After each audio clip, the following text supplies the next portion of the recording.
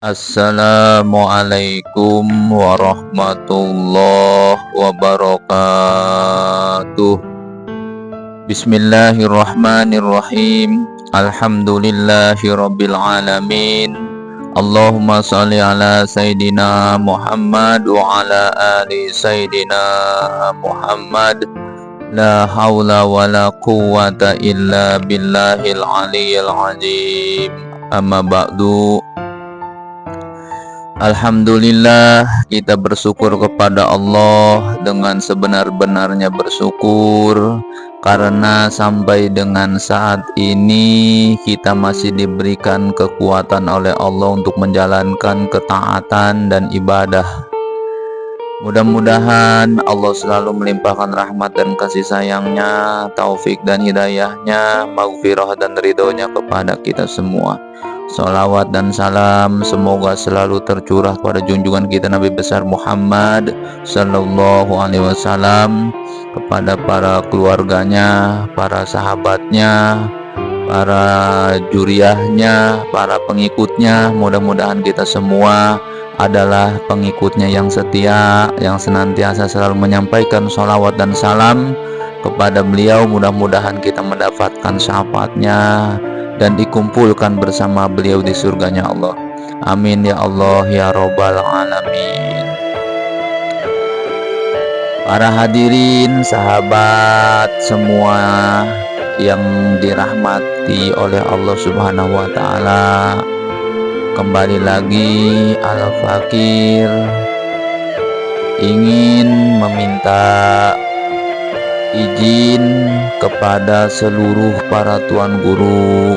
Mohon maaf kepada semuanya.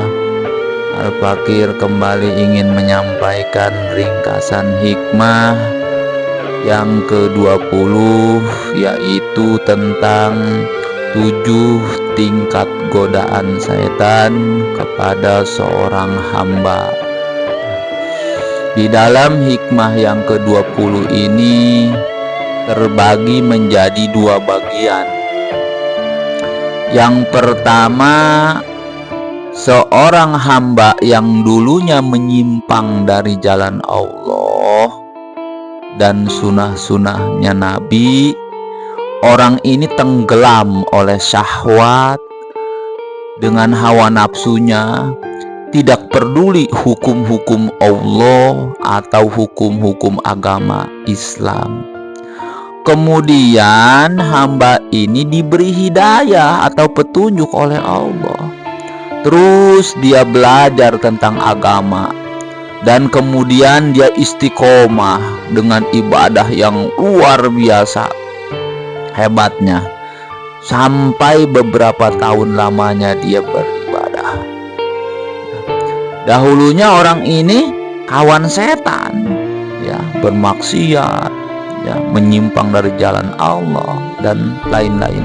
Kemudian ketika dia mendapat hidayah dari Allah dan menjadi hamba yang taat dan kuat ibadahnya, sesudah lama si setan ini datang lagi untuk menggoda orang ini dengan strategi yang baru.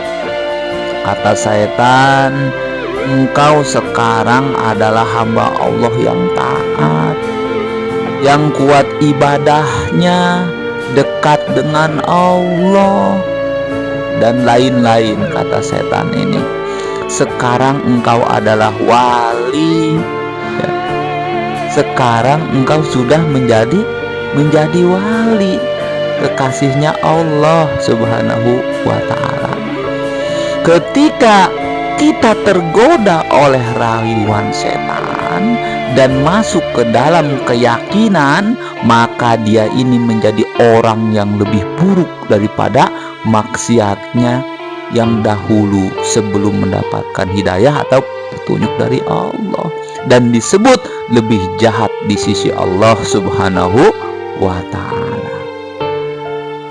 Itulah yang dikhawatirkan oleh Rasulullah Sallallahu Alaihi Wasallam, ya. Andai kata kalian itu tidak berbuat dosa sama sekali, aku takut pada kalian akan jatuh pada dosa yang lebih lebih besar, yaitu dosa sifat ujub, ya, sifat ujub.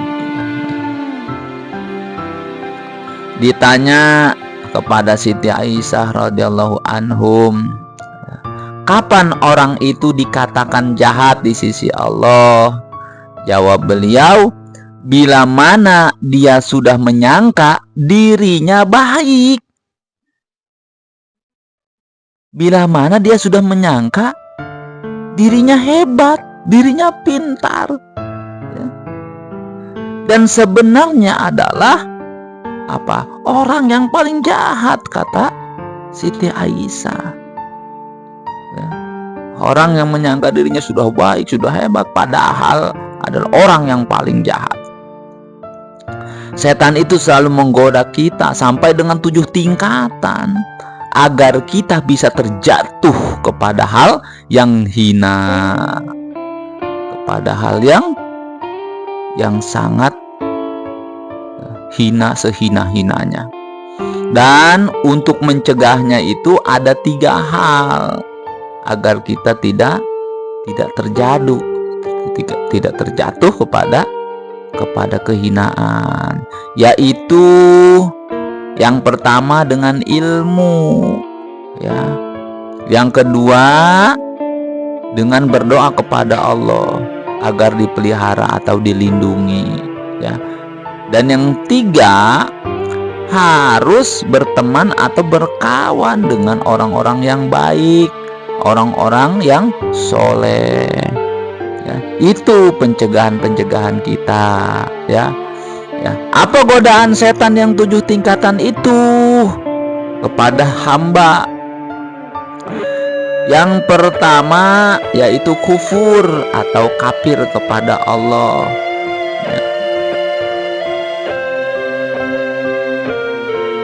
Ilmu untuk menyangkalnya adalah apabila setan mengajak kita untuk kufur, ya, untuk kafir kepada Allah, maka kita jawab, ya, tidak ada alasan aku untuk tidak menyembah Allah yang telah menciptakan aku, ya. Selamatlah kita pada godaan setan yang di tingkat pertama, ya. Lalu setan menggoda lagi di tingkatan yang kedua. Kata setan, oke, kalau kau sudah berislam, tidak kafir, janganlah engkau taat kepada Allah. Ngapain taat kepada Allah? Kan kau sudah Islam, ya. Kalau sudah Islam pasti masuk surga, ya, kata si setan itu. Apa jawaban kita? Ya, harus dengan ilmu tadi. Jawaban kita, aku harus mencari bekal sebanyak-banyaknya untuk negeri akhirat dengan melakukan ibadah-ibadah dan amal soleh atau kebaikan-kebaikan, ya, yaitu untuk negeri akhirat yang lama dan panjang perjalanannya. Itu, ya. Lalu nomor 3, ya, di tingkatan ketiga ini setan menggoda lagi. Kata setan, bolehlah engkau banyak ibadah, tidak apa-apa, banyak amal, tapi nanti saja kalau kau sudah tua, ya. Jadi kata setan itu, udah nanti aja sudah tua, kalau mau ibadah mah, banyak amal mah, ya. Apa jawaban kita? Ya, umur itu berada di tangan Allah. Jadi kita tidak akan tahu kapan ajal menjemput. Ya, setan teriak tuh, ya, kalau kita jawab seperti itu.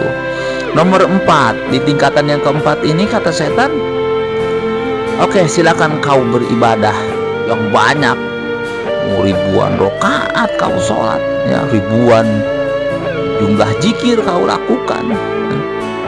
Tapi yang baik itu, yang cepat, yang hebat, ya. Terus kau beritahu ya kepada orang banyak atas ibadah engkau ini. Ibadah engkau itu banyak, ribuan, hebat, cepat, ya.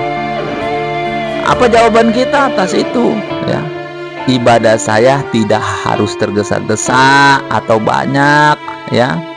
ibadah saya ini sedikit tapi bernilai di mata Allah. Ya, jawabannya seperti itu. Di tingkatan yang kelima, setan menggoda lagi. Ya, setelah beribadah yang banyak, beritahu pada orang-orang supaya dapat pujian, ya. Kualitasnya, yang lainnya kasih tahu sama orang, ceritakan, ya. Apa jawab kita? Saya beribadah ini lillah, karena Allah, ikhlas, hanya mengharapkan rahmat, maghfirah dan ridho dari Allah, bukan berharap pujian dari makhluk. Jadi saya mah ibadahnya bukan karena makhluk, ya. Nah, setan itu berteriak, ya.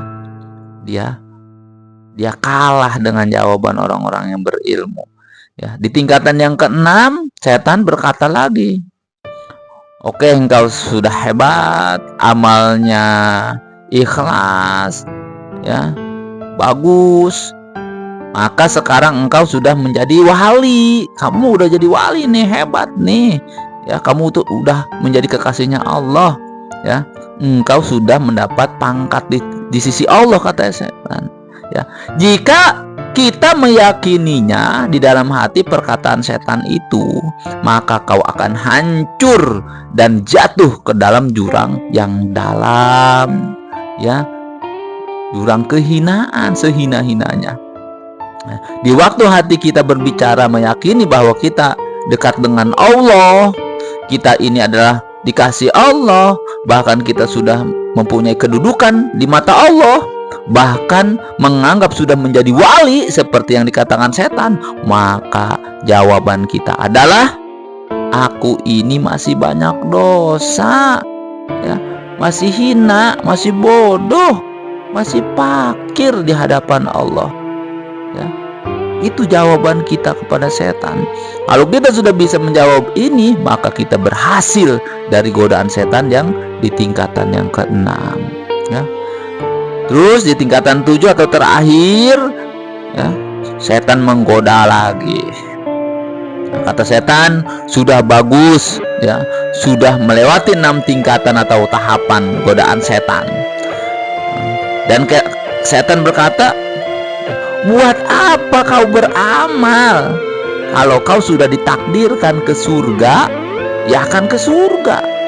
Apabila ditakdirkan ke neraka, ya akan ke neraka, kata setan. Buat apa kita banyak ibadah, beramal, kalau sudah ditakdirkan? Jadi apa gunanya ibadah atau amal soleh kita? Wah, apa yang harus kita jawab apabila setan bertanya seperti itu? Jawabannya adalah bahwa aku hidup dan mati bukan untuk tujuan surga dan neraka. Aku hidup dan mati hanya untuk Allah. Aku beribadah untuk Allah, karena aku dihidupkan ke dunia ini adalah untuk ibadah, dan ibadah hanya kepada Allah. Ya, itu 7 tingkatan di bagian pertama. Di bagian yang kedua, seorang yang ahli ibadah itu di tengah-tengah perjalanannya nanti kadang-kadang timbul tuh, diberikan oleh Allah keistimewaan, ya, seperti dia bisa menghilang, bisa berjalan di atas air, bisa mengobati orang yang sakit, ya, bisa melipat tempat, bisa melipat waktu, ya, dan kehebatan-kehebatan yang lainnya yang diberikan oleh Allah di perjalanan tuh. Sebenarnya itu semua adalah fitnah atau cobaan-cobaan, ya. Jangan berhenti dan berbangga-bangga di situ. Ini adalah fitnah, aib, ya, cobaan-cobaan. Apabila orang tersebut yang tadi tuh yang senang ibadah, yang udah merasa dekat dengan Allah, ya, apabila dia senang dengan cobaan tadi, karomah tadi, keistimewaan yang Allah berikan pada hal fitnah tadi, maka sebenarnya orang ini terhijab atau terdinding dari Allah. Janganlah anggap itu satu kebanggaan, tetapi anggap itu sebagai fitnah, sebagai aib atau cobaan-cobaan. Ya, jangan kurangi kadar ibadah kita, istiqomah kita, bahkan tambah lagi kualitas dan kuantitas ibadah kita. Jangan hanya mengurusi keistimewaan maunah atau karomah tersebut. Apabila kita berhenti di situ, maka kita akan terperosok kepada jurang kehinaan yang dalam. Wallahu a'lam bishawab. Alhamdulillah, ya, ringkasan hikmah yang ke-20 ini sudah disampaikan Al-Fakir. Ya, mohon maaf lahir dan batin, mudah-mudahan bermanfaat untuk kita semua. Apabila ada pertanyaan-pertanyaan atau godaan-godaan setan sampai tingkat ke-7 ini, ya mungkin itu yang bisa disampaikan. Kurang lebihnya mohon maaf lahir dan batin. Billahi taufik wal hidayah. Wassalamualaikum warahmatullahi wabarakatuh.